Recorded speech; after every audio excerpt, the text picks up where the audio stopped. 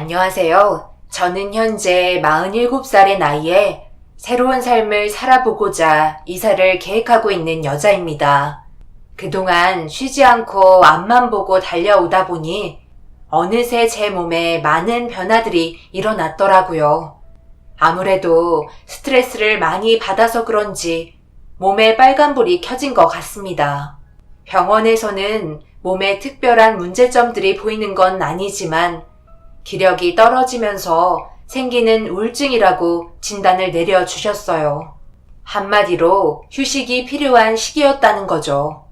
그래서 그동안 하던 일을 잠시 내려두고 조용한 곳에서 여유를 가지려 짐들을 정리하고 있는데 언제부터 있었는지 모르겠지만 꽤 오래된 상자 하나를 발견하게 되었어요. 워낙 집안 깊숙한 구석에 있어서 그런지 먼지가 수북하게 쌓여 있어 물걸레로 닦아낸 다음 조심스럽게 상자를 열었습니다. 그리고 그 안에 있던 내용물들을 확인하게 되면서 잊고 살았던 과거의 기억들이 떠오르기 시작했어요. 하나하나 꺼내보는데 서러웠던 날들 때문에 그런지 몰라도 갑자기 저도 모르게 눈물이 흘러나오더라고요. 저에게 아픔을 주었던 그 사람들은 어떻게 살아가고 있을지 궁금하기도 하네요.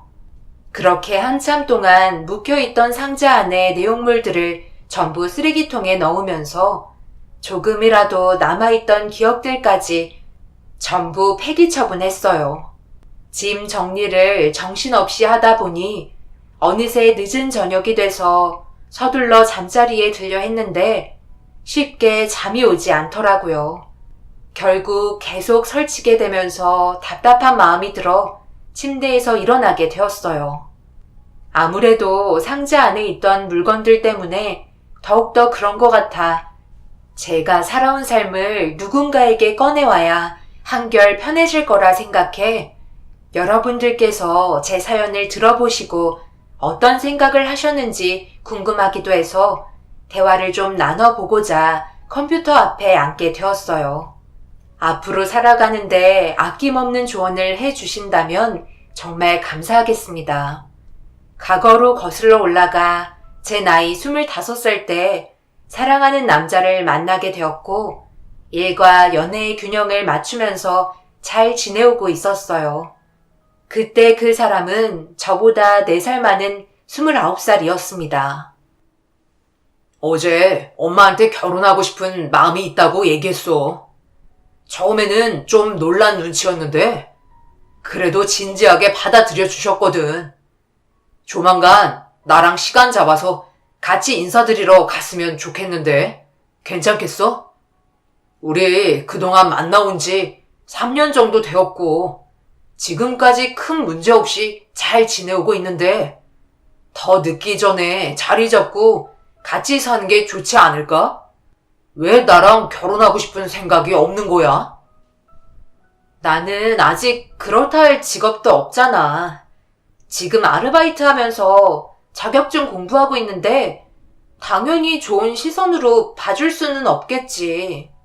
좀 더 완벽하게 준비가 된 이후에 찾아뵙고 싶은데 서두른다고 좋게 해결될 것 같진 않아. 내가 만약 자식 가진 입장이라면 나 같아도 미래가 불안전한 여자를 결혼하겠다며 데려온다면 별로 받아주고 싶은 마음이 없을 것 같아. 그건 내가 상관하지 말라고 했잖아. 우리 집안이 경제 능력 있고 나도 지금 사업을 운영하고 있는데 뭐가 문제야? 영주 네가 내 옆에서 같이 일 봐주면 되는 거 아니야? 우리 부모님 그렇게 팍팍한 분 아니셔.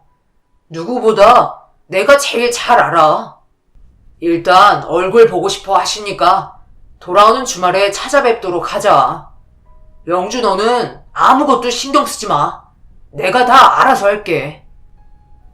결국 이 남자의 말을 믿고 뒤따라가게 되었어요. 아무것도 준비가 되어 있지 않은 제 자신이 너무 창피스러워 고개를 들 수조차 없을 것 같아 걱정이 많이 되었지만 그래도 저 또한 결혼을 아예 생각 안 해본 적은 없었기 때문에 이 남자의 부모님께서는 어떤 생각을 가지고 계신지 알아보고도 싶어 앞으로의 조언도 들어볼 겸 조심스럽게 찾아뵙게 되었어요. 그렇게 도착한 곳은 누가 봐도 잘 사는 집안인 걸 알 수 있을 정도로 으리으리한 저택이 제 눈앞에 떡하니 서 있었고, 대문을 열자마자 펼쳐지는 정원들은 입이 벌어질 정도로 감탄을 할 수밖에 없었습니다. 입구에서부터 이미 기가 죽은 상태라 어깨는 바닥을 보고 있었고, 현관문이 열리면서 웃는 얼굴로 저희를 맞아준 건 다름 아닌 어머님이셨어요. 저를 보며 따뜻한 미소와 함께 어서 들어오라는 손짓은 조금의 긴장을 풀어주는데 도움이 되었어요. 그리고 집 안을 들어서자마자 코를 자극하는 맛있는 음식 냄새가 저를 환영해 주는 것 같은 느낌이 들어 최대한 밝은 얼굴로 인사를 드렸습니다. 내가 어색한 걸 별로 좋아하지 않아서 말 편히 해도 되죠? 우리 아들이랑 그동안 만나고 있는 건 알고 있었지만 갑자기 결혼하겠다고 해서 엄마를 얼마나 당황스럽게 만들던지 아직 이르다고 얘기하고 싶었지만 그동안 내가 아들 키우면서 느낀 건 무조건 자기가 원하는 건 얻어야 직성이 풀리는 스타일이라. 내 아들이 만나고 있는 여자가 어떤 사람인지 궁금해서 일단 오라고 했는데 첫인상은 나쁘지 않네. 우리 집에 오자마자 느끼고 있었겠지만 나는 비슷한 수준의 체력이 있는 여자를 며느리로 드리고 싶은데 어떤 집안이고 지금 정확하게 무얼 하고 있는지 제대로 설명해 줄 수 있지? 내 아들이 대충 얘기했지만 본인에게 직접 들어야 확실한 거 아니겠어? 부모님은 무얼 하시고 앞으로 어떻게 살아갈 계획인지 전부 다 말해봐. 저는 할머니 품에서 자라왔어요. 그리고 재작년에 별세하셨고 지금은 혼자 살고 있는 중이에요. 부모님은 일찍이 제가 어렸을 때 배 타고 바다로 나가신 뒤 지금까지 얼굴을 본 적이 없어요. 배가 침몰하면서 세상을 떠나셨거든요. 그래도 지금까지 열심히 살아왔어요. 시간 나는 대로 아르바이트 하면서 제가 하고 싶은 일을 하기 위해 열심히 공부 중에 있습니다. 그러니까 부모님이 안 계신다는 말이잖아. 아들, 이 말은 나한테 한 적 없었잖아. 그럼 지금 가지고 있는 돈이 얼마나 돼요? 이번 달 편의점에서 월급 들어와서 통장에 1,000만 원 정도 모은 것 같아요. 지금은 형편이 어렵지만 분명 저에게도 꽃이 필 거라는 확신을 가지고 열심히 살아가고 있어요. 어머님이 보시기엔 부족한 점이 너무 많겠지만 제 기준에서 최선을 다해 살아가고 있다는 거, 그거 하나만이라도 알아주셨으면 좋겠어요. 솔직히 저는 아직까지 결혼을 생각해 본 적은 없어요. 무엇 하나 제대로 이룬 게 없어서 자리 잡으면 그때 생각해 보고 싶어요. 어머님이 상상하시는 며느리감이 아니라 많이 실망하셨겠지만 저에게도 기회를 주실 순 있으신가요? 점점 발전되는 모습 보여드릴게요. 기회야 100번, 1000번 줄 수야 있지. 그런데 영준이가 기회를 준다고 뭐가 될 수 있겠어? 힘들게 아르바이트해서 자격증 하나 취득한 걸로 자기 수준에 맞는 회사에 취직할 거 아냐? 그럼 그 이상 올라갈 수 있는 방법은 없는 거잖아. 내 아들 용돈도 안 되는 월급 가지고 뭘 어쩌자는 건데? 그리고 오늘은 그냥 얼굴이나 보자고 부른 거니까 너무 깊게 들어가지 말자. 어차피 너희들은 이어질 수 없는 거 잘 알잖아? 우리가 공사 집안도 아니고 숟가락 하나 뜨기도 힘든 너를 우리가 데려와 끼고 살 순 없잖니? 시모의 말에 결국 이 남자가 화가 치밀었는지 결혼 허락을 해주지 않아 불만을 털어놓기 시작했어요. 처음부터 끝까지 침묵을 지키고 있던 시부가 어른들 앞에서 난리를 치는 모습을 보곤 더 이상 참을 수 없으셨는지 들고 있던 숟가락을 식탁에 내려치면서 심각한 분위기를 조성하셨고 아무 말 없이 인상을 쓰면서 자기 아들에게 무서울 정도로 시선을 보내자 순식간에 꼬리를 내리곤 자리에 앉아 아무 말 하지 않고 고개를 떨구게 되었네요. 그리고 시부가 처음으로 입을 여셨습니다. 낮게 깔린 목소리로 결혼은 애들 장난이 아니라면서 모두에게 제대로 준비가 되었을 때 다시 얘기하자며 자리에서 일어나셨어요. 시모도 그렇고 이 사람도 찍소리하지 못하는 걸 봐선 상당히 무서운 분이시라는 걸 알 수 있었습니다. 결국 한바탕 어수선해진 분위기 속에 더 이상 머물러 있고 싶지 않아 자리에서 먼저 일어나게 되었고 시모는 기다렸다는 듯이 일어나지 않을 거니 잘 돌아가라며 손인사를 해주신 뒤 시부가 들어간 방으로 따라 들어가셨어요. 사랑하는 남자를 얻기 위해 제가 노력해야 될 부분이 넘을 수 없는 벽처럼 느껴져서 집에서 나와 근처 공원을 걸으며 속마음을 전부 다 솔직하게 털어놓고 마지막에 한마디를 더 꺼냈어요. 우린 솔직히 이루어질 수 없었다는 거 잘 알고 있었잖아. 처음 나한테 좋아한다며 접근했을 때 이 정도의 집안일 거라 생각하지 못했었는지 내가 상상했던 그 이상의 집안이라 서로의 사랑만으론 우리의 관계는 좋아질 수 없을 거야. 그러니까 앞으로 더 이상 만나는 건 힘들 것 같아. 내가 만에 하나 결혼을 한다고 해서 과연 모든 게 좋아질까? 절대 그렇지 않아. 점점 더 힘들어지기만 할 거라고. 우리 사이 이쯤에서 접었으면 좋겠어. 그리고 앞으로 능력 있는 집안에 태어난 여자와 살도록 해. 뭐라고? 지금 그게 말이라고 하는 거야? 그동안 우리가 결혼하지 못했다고 문제 있었던 적 있어?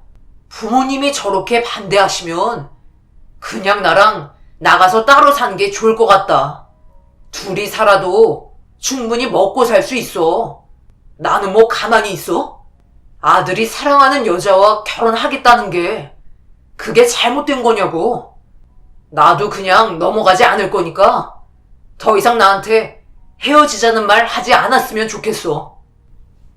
결국 이 남자는 부모님이 자기가 원하는 방향대로 허락해주지 않아 기분이 안 좋았는지 막무가내로 나가기 시작했어요.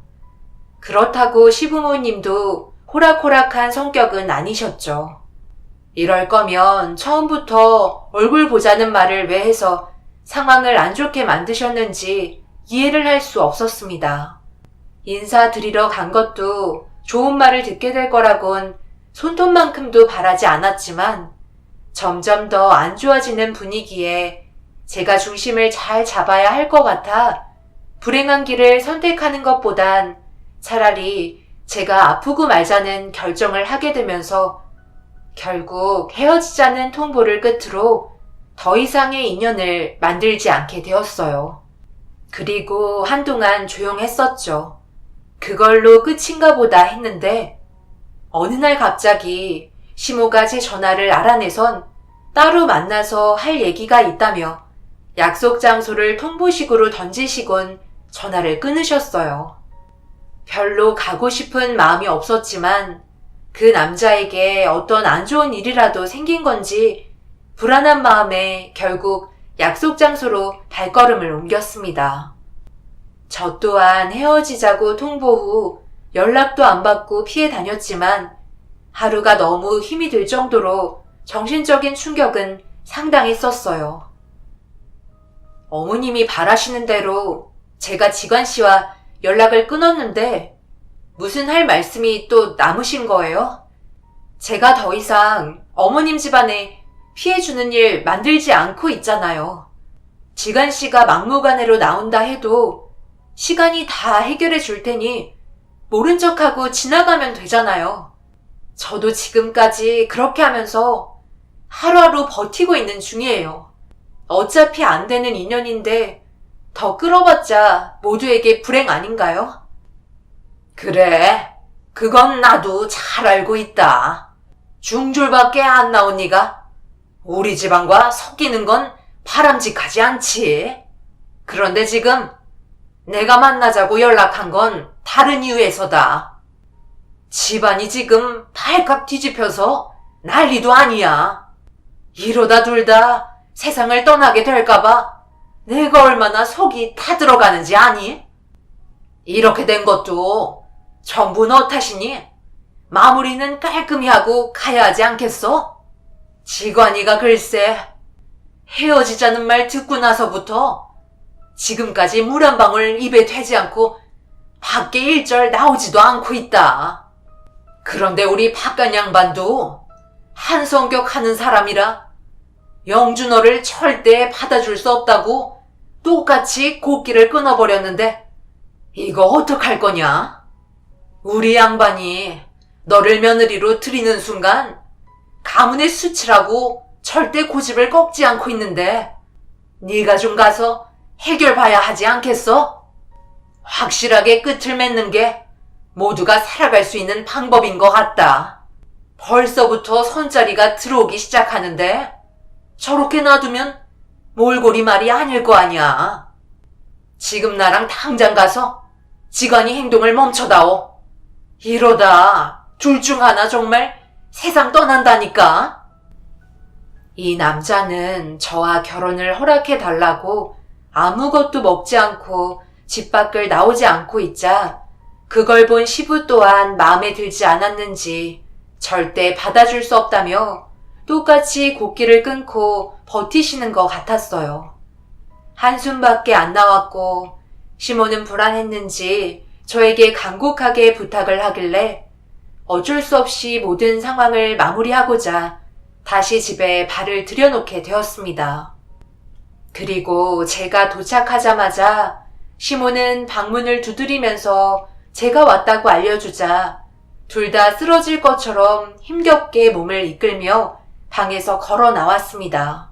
남자는 저를 보자마자 눈물을 보이면서 보고 싶었다고 괴로워하는데 그걸 아니 꼽게 바라보고 있던 시부는 절대 안 된다며 재차 저희 둘이 만나는 거에 대해 반대를 하셨고 처음으로 시부가 저를 보며 입을 여셨습니다. 그리곤 결국 참고 있던 눈물이 터지고 말았어요. 더러운 바퀴벌레 한 마리가 들어와 집안을 더럽혀서 꼴이 이게 뭐야? 내가 이래서 배우지 못하고 못 사는 집안과는 상종을 하지 않는 거다. 저런 여자가 어디가 좋다고 아쉬울 것 없는 우리가 이 꼴을 하고 있어야 되는 거야? 내가 아까도 얘기했지?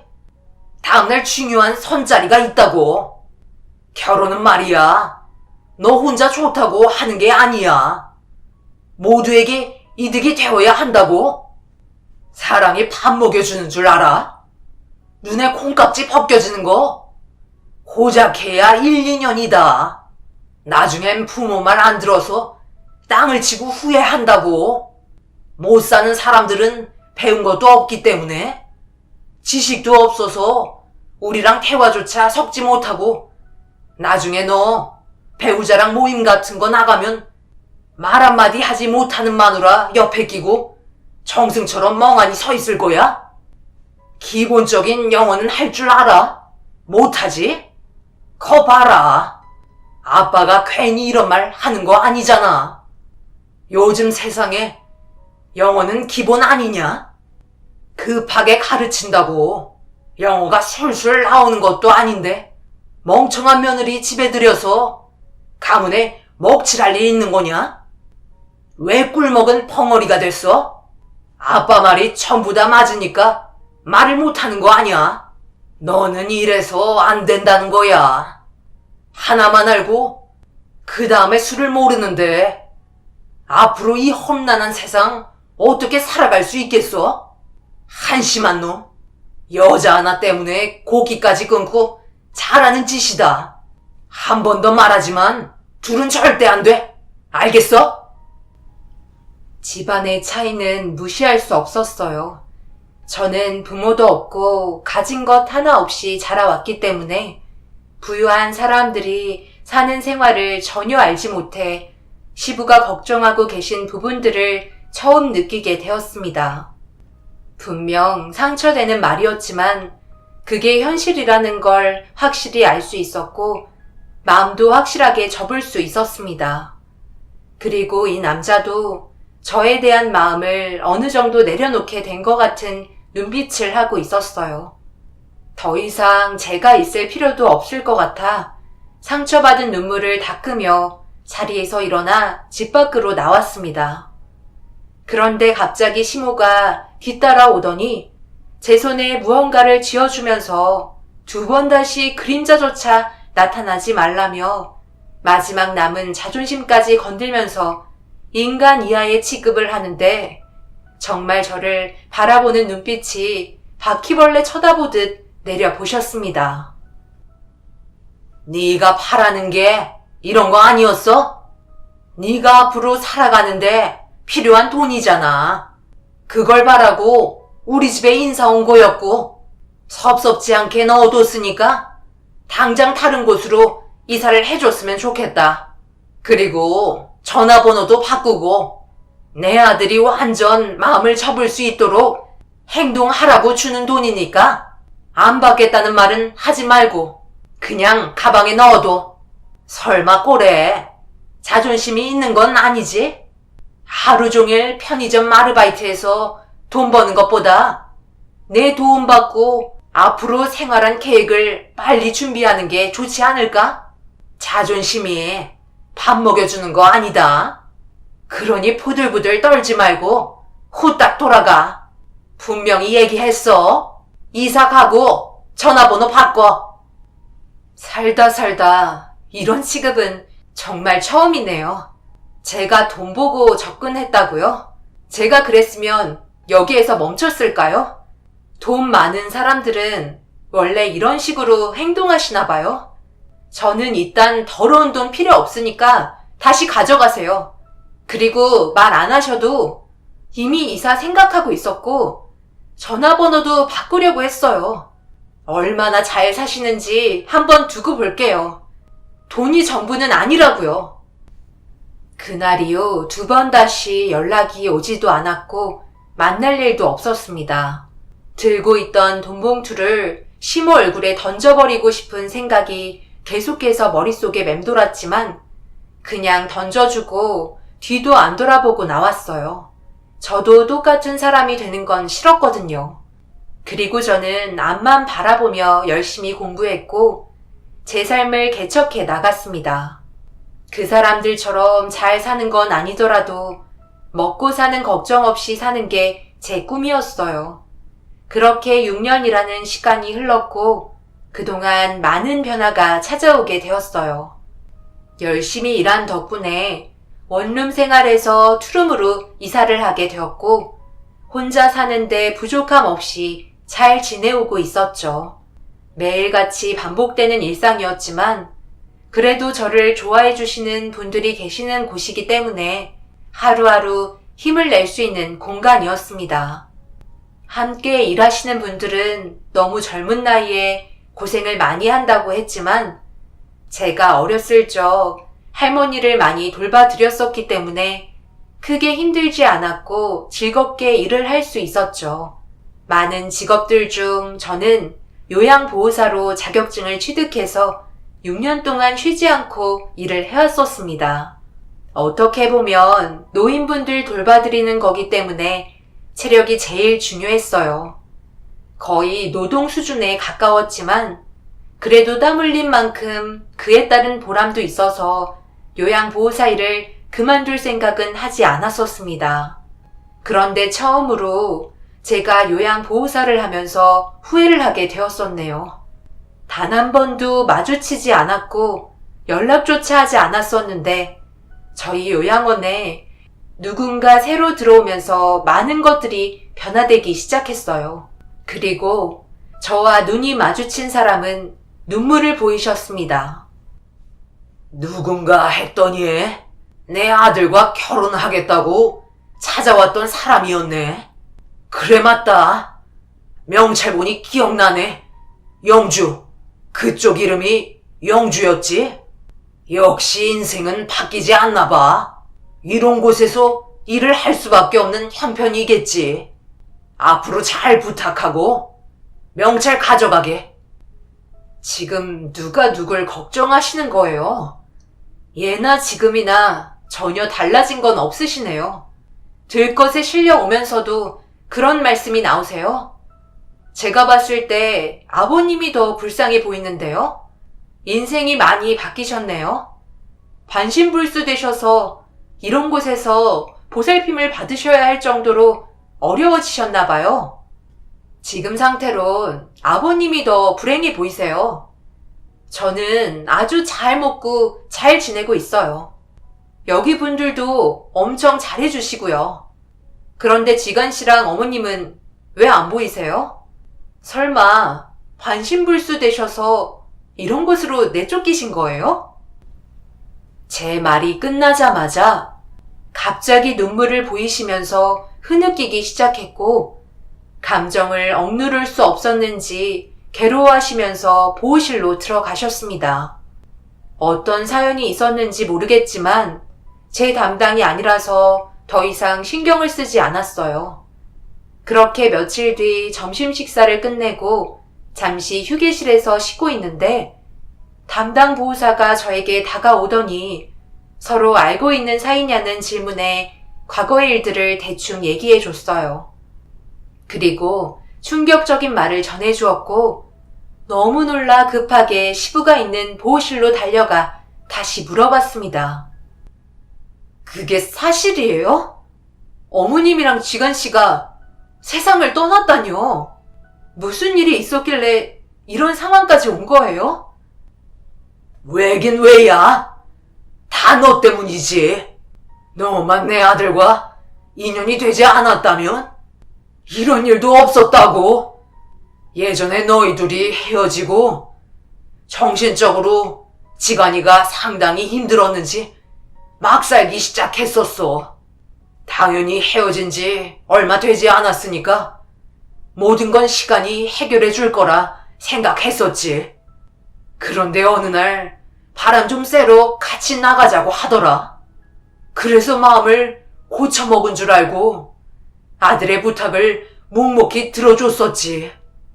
엄청난 일이 벌어질 거라곤 전혀 생각하지 못한 상태였는데 고속도로에 진입한 순간 아들이 돌변했고 영주 너와의 결혼을 허락해달라며 달리는 차의 속도를 점점 높이면서 불안감을 조성했어. 그때 당시 서로 감정도 좋지 않은 상태라 절대 아들의 말을 들어주지 않았어. 그 이유는 그래도 자식이 부모를 다치게 할 행동은 하지 않을 거라 믿고 있었고 그렇게 한다면 두 번 다시 영주 얼굴을 못 볼 수도 있다고 최대한 침착하게 설득을 시키는 방향으로 이끌어가려 했는데 이미 모든 결정을 내린 상태로 우리를 데리고 간 거였는지 결국 지관이가 원하는 답을 해주지 않아 끝내 사고가 나고 말았단다. 우리는 급하게 병원으로 옮겨졌지만 끝내 집사람과 지간이를 잃고 말았어. 그리고 나는 보는 것처럼 이 꼴이 되었고 누가 봐도 우리 집안이 이렇게 된 건 전부 너 탓이다.